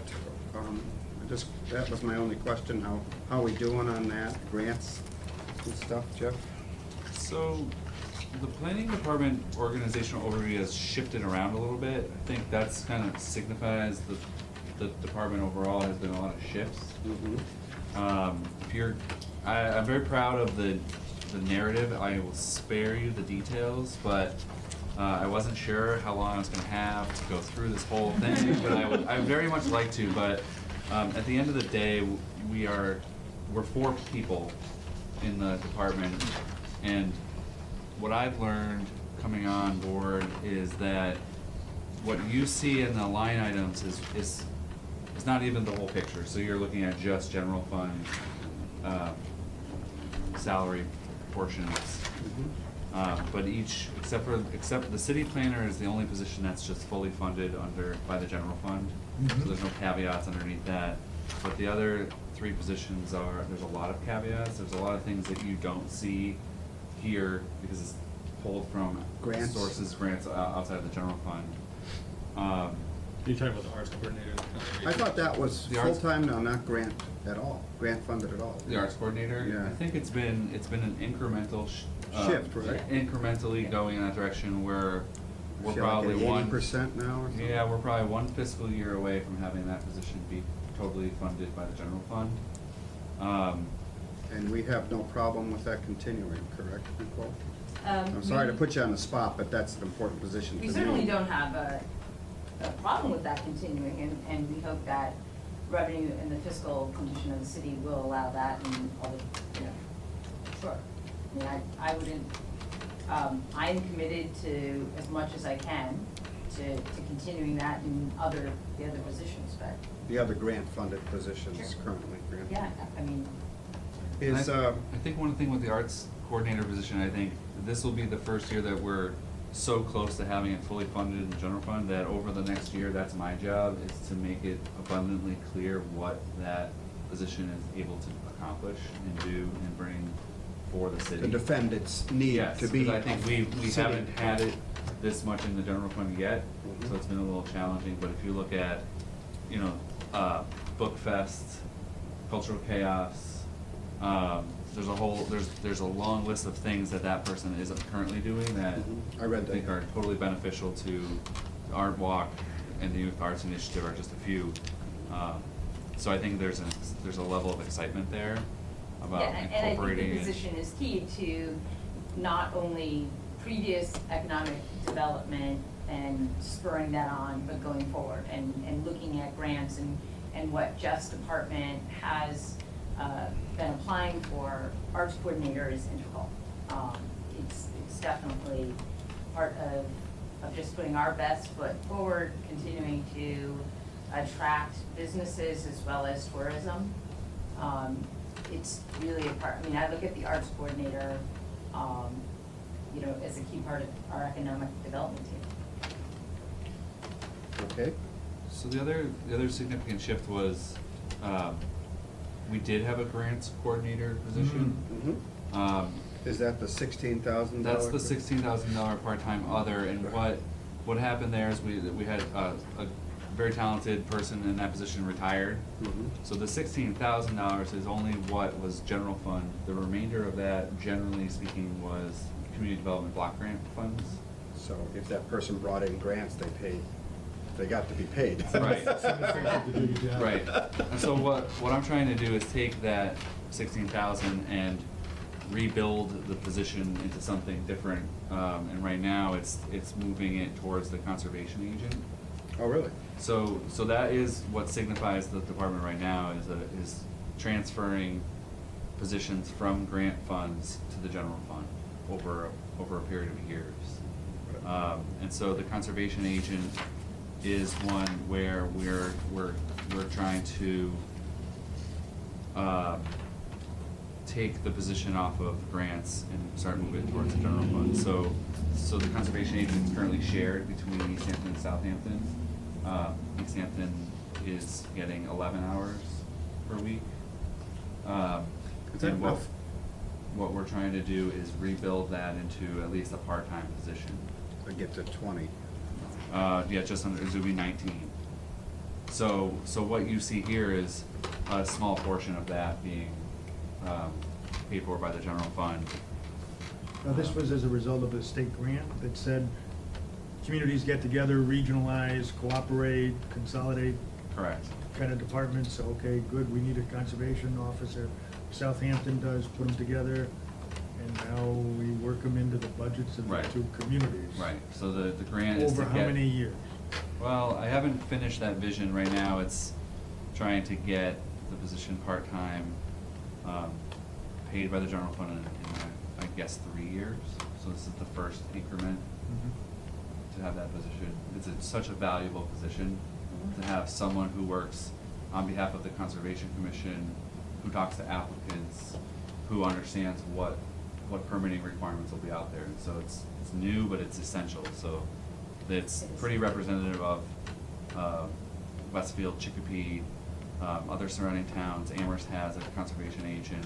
They have a full-time force, but it's pretty common to have this component within a planning department. Good question. On the Concom does work, they charge fees. Tell us where that money goes. Does it stay, any of it stay with the Concom? Does it go directly all to the general fund? I'm just trying to get a handle on some of this. So for wetland fees, they can really only use it for salary, or certain, there's a short They've list of done things that they. studies, too. Studies, right. So just for an example though, with the conservation agent, we're to continue the position part-time, 19 hours a week, we are accessing 12 hours that's gonna be paid for by the wetland fees. So it's about $7,800 that you're not seeing. And then we have an unencumbered planning line right now that we're gonna pull in another $7,100. That's just to make this part-time at 38 hours. And you're gonna per get so- that from fees, maybe. I feel like we could always utilize wetland fees, but I don't know that it'll ever fill the remaining portion of Well, that right, position. So okay. I think incrementally we'll be back to increase this position with the general fund. So right now, that's the 9,950. Correct. That's what you see as paying, that's the portion coming out of the general fund. So bad. My question is, I noticed that the assistant planner, I assume that's Jamie, is up to full-time now? And is that where the grants the grant writing is coming from there now? Who's doing the grant writing? Right now, currently, I'm doing most of it. Jamie is managing the remainder of the block grant. Mhm. And then the assistant planner position gets some hours from CPA. Right. So even the assistant planner position, the numbers got flipped a little bit. The part-time regular is really at 35,000, so the numbers got switched. So the assistant planner What is. line item are you on? Part-time regular, about 5 lines down. Yeah, part-time From the regular. start, from the It's top. 40,997. Right, which is actually I knew this was gonna happen to mine. The 40,997 is actually the arts coordinator. Oh, you mean Numbers- this is a misprint? Yeah, the numbers are all accurate, except they're in the wrong place. Oh, boy. So the That's what I was 49,997. looking for. Okay, there it is. Just switches it to 35,074. Yes. And that's why okay, that makes sense, because it 'Cause it looked like a that bigger went chunk. down, Right, but it didn't. right, yep. Okay. Misprint. You're allowed that. The numbers are correct, it's just that they landed in the wrong spot. So, Do we need to publish that change? I mean, can we do that? Huh? You don't vote by line item. Right, we don't, but I'm wondering if you wanna change Sure, I it. mean, we could post like a correction. That's what I mean. Yep. Errata sheet. I think the 5 down below is also supposed to be 500 for Yeah. conservation miscellaneous. but so I think it's important for me to just Yeah. express that I think over the next couple of years, you'll see a few more incremental changes in the assistant planner and the arts coordinator and the conservation agent to move them more properly under the general fund.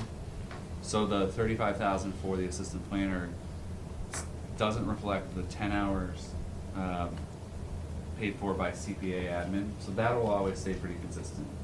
So there'll always be 10 hours of that position devoted to that. CPA. CPA, where we're still kind of rebuilding this over time is there's 10 hours that we're currently covering by an unencumbered planning line.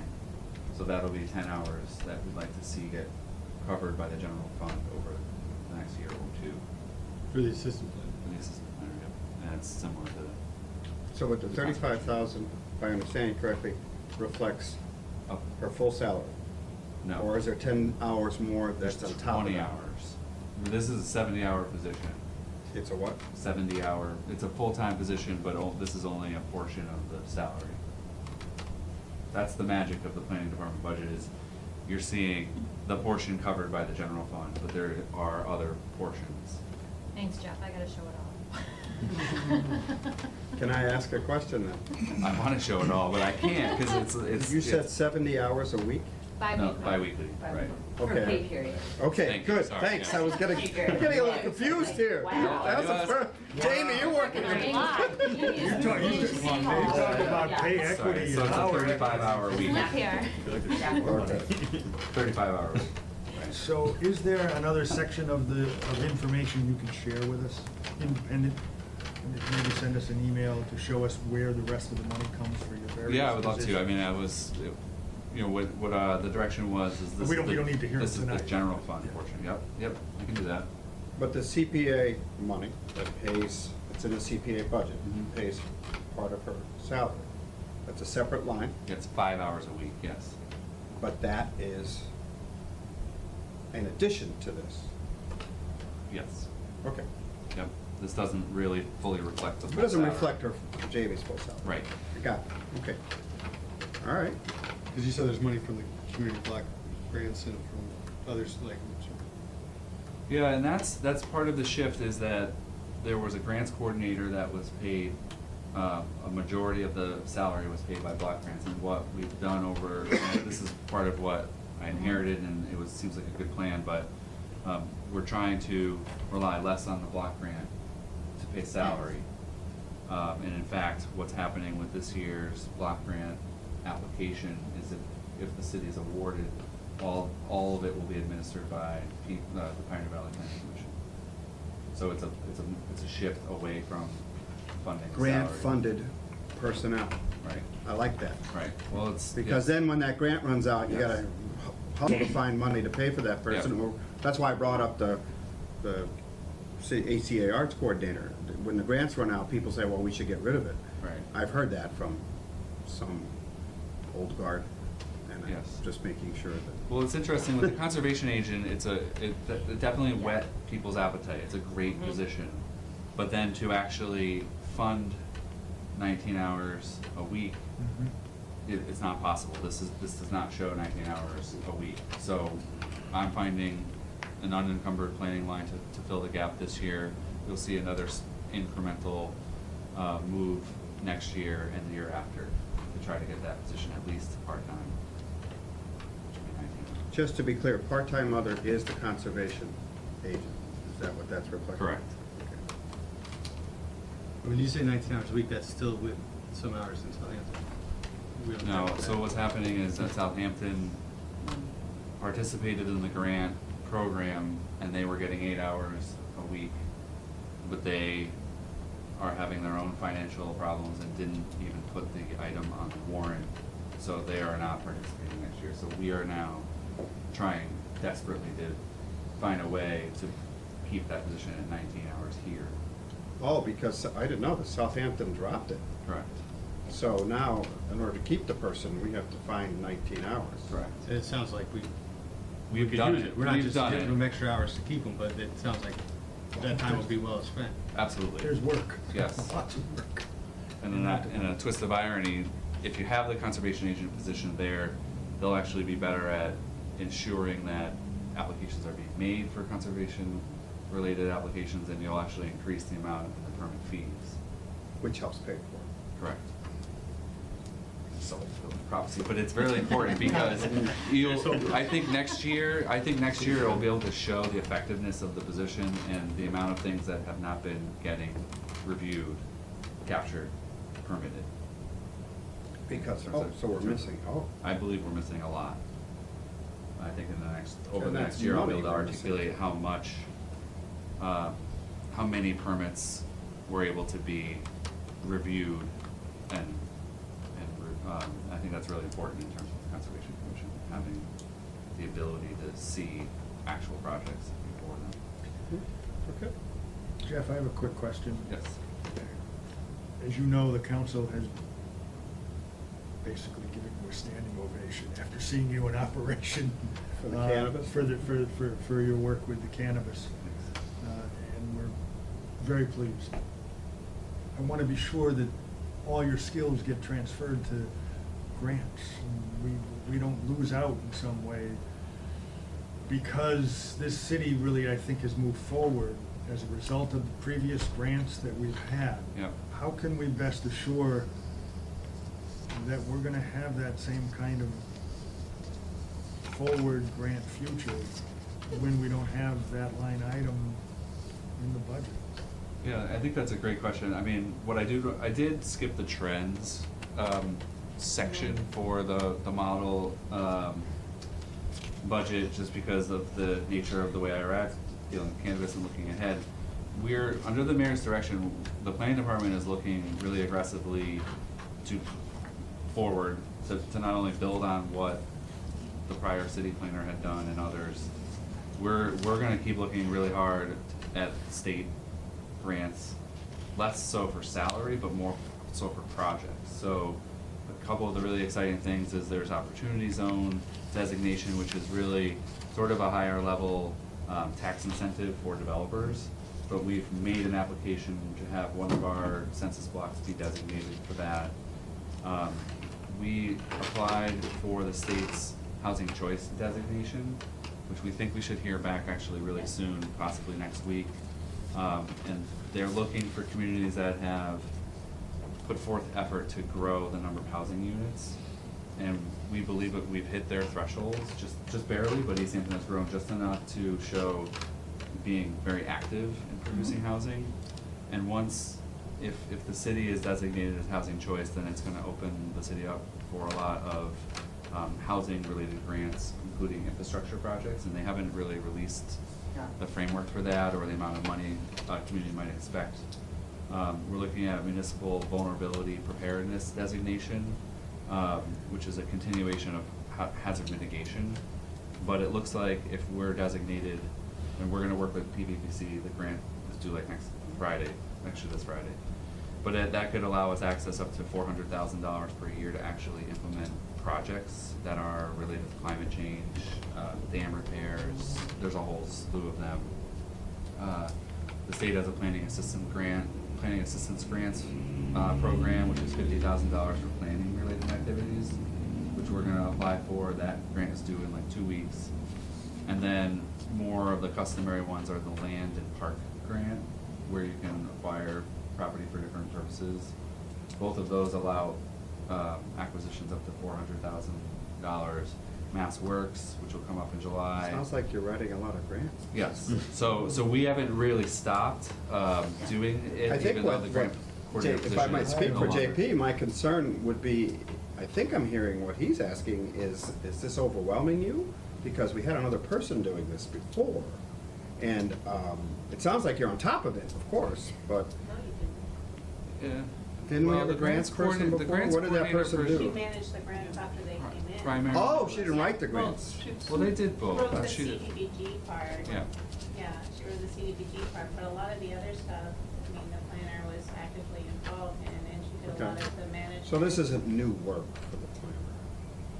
There's new opportunities that the state is really I think the state is getting new federal funds and they're pushing out Okay. opportunities for communities, and so basically we're jumping as fast as we can to be prepared to apply, and then we'll figure out how they're gonna get administered later, but I just think it's building a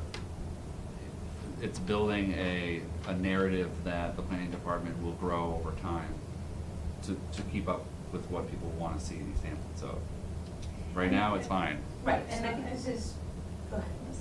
And also, I mean, in that budget reflects an increase in Jamie's time.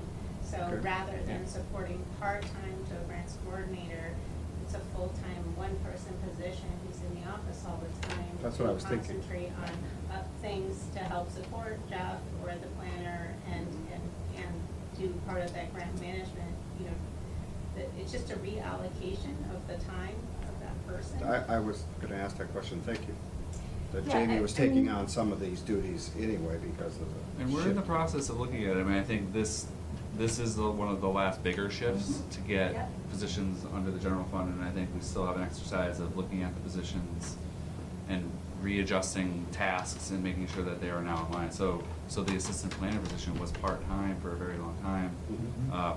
When Jessica left, it got bumped up, rightfully so, to cover all the tasks that were there, and then that's what we're doing, is we're trying to keep that Okay. assistant planner full-time. We haven't really had time to totally go through the position and readjust how all these tasks will get allocated, but that's sort of next on the list. Good.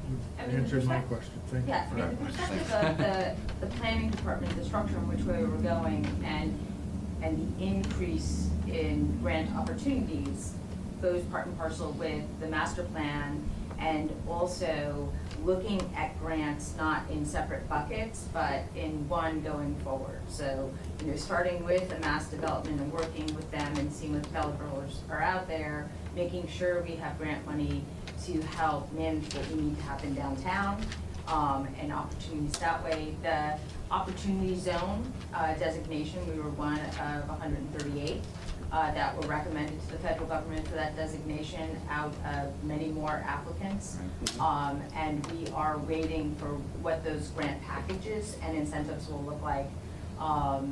Likewise, the, community compact grants that we've looked at and we've gotten for our budgeting and forecasting dovetail into what Jeff is looking for in different grants. All around economic development, the participation in mass bikes and writing grants to that and, alternative transportation, which links to the Housing Choice Initiative, which links to Workforce Initiative, housing, and being very strategic about what we need to keep folks in town and attract and new folks, but also keep our businesses in town because their employees can grow here. And that's the shift you're seeing to make that a more stable, permanent, staffed department rather than grant fluctuation. Grant-funded stuff, Yeah. I love it, yes. I mean, it's the idea, a department becomes more permanent and stable, the opportunity and likelihood of increased revenue out of those operations, it goes up. Because grant money is, Yep. and grant money goes to projects rather than paying somebody's salary. Because Okay. there's a lot of, it's really exciting to be part of this, and I just think that there is a lot of forward looking that is happening and will continue to happen, and then there is just the reality that within the planning department, I mean, it didn't make it into the budget, actually, the list really, but programs and services, includes a lot of boards and committees that the planning department is attached to formally and informally, and so I'm only gonna name three, which is the Historical Commission, Planning Board, and Zoning Board of Appeals. Those are necessary, statutorily required, boards that are pretty busy, and that the planning department. Planning board isn't busy. And the zoning, I mean, you just can't ignore those, and so within all the things that are fun and exciting, there's the statutory stuff that actually is day-to-day, very technical, very time-consuming in terms of getting notices out and processing decisions, and so even with what we just talked about in grants, which is great, there's daily required activity, so the department is definitely functioning well. I think just, I know that you can't increase, so that's fine, but looking ahead, the conservation agent is an incrementally growing position, and I think there's an admin component that we may be missing to help with day-to-day payroll processing of certain paperwork, so. But in certainly the with a future. year under your belt, you'll be able to inform the mayor of what's necessary Right. going forward. Right, and I am excited about the idea of having the clerk of the works, having this person who can attend meetings and take minutes, would be a huge Oh, the new municipal clerk that you're Right, trying to bring in, right. which would take over minute taking at the planning board, zoning board, licensing board, et cetera. Yep, because we That let go. reduces, right now, you and, I remember Jessica was at the planning board meetings. Yep, and we Doing have, clerical work, right? Yep, yep. And you have to go to them? yep, and there's a, albeit pretty small admin component that we were able to move out of the budget to sort of anticipate this other person who could do some of that work probably more efficiently. Good. I have no more questions of the planning department. Any other counselors? Good job. Then Thank I you. would like to make a motion that the finance committee move to approve section 1 general government to the full council for the sum of $1,778,351.32. The full motion will be read, of course, at the full council meeting, but that's the finance committee. Second. Any further discussion? Dan? Nope. All in favor? CPA is the next thing on the agenda, and that's short but sweet. Page 148 is the actual account. Unfortunately, I think, Jamie, we budgeted a lower fiscal match, correct? Yes. Which was what, 11%? Page 148. Yeah, it was a 10% is what we budgeted, Mhm. based off at the time, we didn't know, the state hadn't announced what the revenue forecast was going to be. Subsequently, they came out at 11%. And that's the first, That's the first round match was. and if you have a 3% match, which we do, we get a second round. So you guys know that. And a third round as well. We get 3 rounds per percent, and since the city approved 3% way back, we get 3 rounds of matches. Am I right? Yes, and so the state came out and issued their revenue forecasting at 11% for that first round. We had already, the CPA had already gone forward with a 10%. Just to be safe. Just to be safe. We didn't know the state's forecast. And then the second and third round match may or may not come in. If anything, they'll be around 10%. And that money, 5% each return, or? I'm not, their formula's very complicated, but, I don't really understand. It depends on how many communities and how much they have, how much money they have left over after the first round distribution. Okay. In the past, it has seemed to be about equal to the first round match. But we can't count on that. And, so that doesn't figure into the budget, the revenue calculations. So this shows it at 10%? So we expect it to come in a little higher than this, but not much. Yeah, and so when the, I guess we get the match in October, November for the previous fiscal year. And so when those monies come in, if it's higher than expected, it just sits in sort of space, I guess, until the city's books close and they're certified what the total revenues were, and then the CPA gets it a little bit later. Gets it the next fiscal year, though. Yeah, so it's about so whatever we don't put into the budget, we're looking at maybe $20,000 or $30,000 that we would get sort of as a bonus at the end of the fiscal year, at the end of FY19. Okay. And so you all know, the House and the Senate, I don't know where the Senate is, but amendments to the budget that would have raised the CPA fees did not go through. We're staying at the low end because of all the new cities and towns that have added into the pool, some of them big like Boston. That's why that went way down.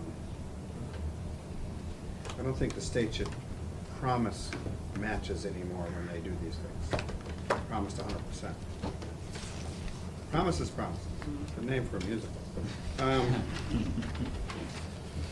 So, of course, certainly the CPA committee sent this budget, it's approved. There's nothing out of the ordinary here. The set-asides, the 75,000s are required, standard for each of the areas. Do the extra set aside for historic. Pardon me? To do extra set aside for historic. Why That's- did we do that? No, you did, that's new. Yeah. Um, so, Go ahead, Jamie, you could explain it. The CPA committee set aside $200,000 for what will most likely be the Old Town Hall improvements once that project gets started. And rather than bonding, spending all of the CPA's money now and then bonding in the future, whatever money we save now for that project reduces the amount of money that the city will pay in interest at a later point in time. So we're putting money in there to save money for that project, should it come. And we have the right to move it out of there, because the only thing we're required by statute is to keep 10%. So if that project doesn't happen, the money could go out later on. It's just being set aside. It would normally show up, if you look at the reserve line item, it went down from 248 in FY18 to 23,000 in FY19. So we're just moving that from a reserve from any project to reserve for Old Town Hall. You see that? As opposed to a $75,000 requirement. No, the for that. 75,000 is for historic preservation. That's in addition to. The 200,000 is a So, set-aside. Is a set aside outside of the historic the historic In addition budget to the requirement, historic budget. 10%. Yes, okay, got it. In addition. And instead of So keeping it in reserve, $275,000 for historic, essentially, Essentially, as but. opposed to typically 75, 10%. But if we moved it into the historic set-aside account, we would then never be able to move it back out. So So- it's set aside as A separate as a account. separate line item. If there's no, if the CPA doesn't vote on that project, that money can. That money can be reallocated. right. Whereas the set-aside stays, I mean, The money in the set of the 75,000 money that was originally stays set there. at 10% and builds up every year until it's expended from that account. We tend to spend it for a historical project immediately rather than build that up. I'm pretty sure that's what we do. If a historical project comes in, we take the money from the set-aside, the 75,000 first, Right. Correct, and yes. then move other monies into it if we need it from the Right, other. and if we don't spend out that 75 at the end of the fiscal year, that goes into there's another account that has all of the unspent monies from previous Historical. years' appropriations, so. Mhm. And so you know, the purpose of this was we don't know how long it'll take before this town hall project may come to fruition. And we wanted, in case the committee changed who's in it, the members, the CPA committee this year was saying, we are in favor of this project and we look forward to it coming to us. So we want to put money aside to make it less of a burden on the CPA's fund. That isn't to say that a future committee, if it's all new members, they decide, well, they don't want to fund it, well, they could do that. But we're trying to make the statement that we really find this exciting, this new town hall project, and we'd like to see it come forward. So it's basically a policy statement in a sense, but we are preserving money as well to help with that project when it comes. It's a large project, and this will help reduce the year-by-year costs. I think because you guys talk numbers in terms of the finance, it's really important, obviously, but the way that the city has been using the CPA money is outstanding, and it's great. The types of projects that it has allowed to go forward. You're speaking to the biggest choir guy. No, but I think, because that's something that I have as listed as one of my goals over the next year is to help promote and publicize the great work that has been done and will continue to get done, because I think the way that it's been used to leverage other money, including state grant money, has worked resoundingly well. So if you look at the boardwalk, if you look at the Old Town Hall project, which would activate that building and would sort of cement Main Street as the next Economic cultural area. development, So it's fantastic. It's been really amazing, and I think preserving open space, the $1 million for the Cook and County Road drinking water supply, I mean, there are really great projects that have come out of the CPA, the way that the CPA has been allocated, so, I think it's amazing, so I think it's something that should be. Anything you can do to get our applicants to start giving us applications, because we've had 2 meetings where we've had nothing, and I actually have to write that letter yet. Pickleball courts. No, I think. What? Yeah, no, I think it's been great, it's a great program. So I have to say that I totally agree, which is why I want to keep it that way, because my concern over the fact that we're not getting the match is because I'm looking at that project costing us, if we have to bond it, a certain amount of money every year. And that takes it away, that if we decide to do that, it's a major project, and we should, then there's less money for other projects. So if the match goes up, then we're feeling a little better about doing that big project. Right. So that's why I've been pushing that, because I don't want us to look at our money going down, coming in every year, and then saying, oh, well, we can't afford it. I'm hoping that doesn't happen, but. And this isn't gonna be strictly, I mean, the city space has a financial plan to raise money as well, so. Well, right, we're leveraging, they have to come up with. And then my understanding is it's moving forward, I mean, it's really about getting the elevator to access the second floor is the primary bulk of that project, and they're about to launch a fundraising campaign, and they're hiring someone to do the outreach, and so that project is real. Well, they also have the architect coming forward with actual drawings for bids and things, so we could find out exactly what it's gonna cost, and then move into funding for it. Right. Looking at this budget, why are there certain projects on here with no numbers next to them? So the CPA is interesting because we don't know what projects are going to come to the committee. So they create a budget that has Empty. the set-asides and this reserve line item. And then that's why throughout the year, there'll be these supplemental appropriations. And then as the supplemental appropriation comes, the request comes to city council, then they get added as a budget item. Mhm. So what you see here, if you look at the White Brook Middle School football field was $279,508 in FY16. That project was completed by FY17, which is why it doesn't show up in the budget in FY17. Or if you look at the Cook County Road project, that was appropriated in FY17 with 327, and again is completed, so not showing up in FY18. It's based on, the committee does a list and creates a document every year for priorities and project lists, and I think that the list is derived out of that process. We So have, the batting Some of cages we these did that are- recently, so we'll see that when we get FY18 actuals. Yeah, and so the And that's batting why it's cage, I blank at this point. believe, was, it, It hasn't, no, It's it's not, it coming. was, it. It has been It should encumbered, be but- in, yeah, it was it was the. Approved. It was approved, and it, Mhm. I think at the time that the budget was submitted, it may not have been. No, so this is budgeted for last, for 18, so not actual for 18, so these things are coming as they are coming Oh, along. That's the difference. Thank you. And then like Echoville Orchard, Yeah. that hasn't had, that's just, it's an old account that's sitting out there and it's still active, and so it just showed up on my data dump, and I didn't clean it up. there's a lot of accounts you'll But, see that. But like the stuff that's happening right now, the money that's being spent right now is not reflected because there's not the year-to-date. So next year, in 18, you'll see those reflected, like Jamie was saying. you Mhm. know.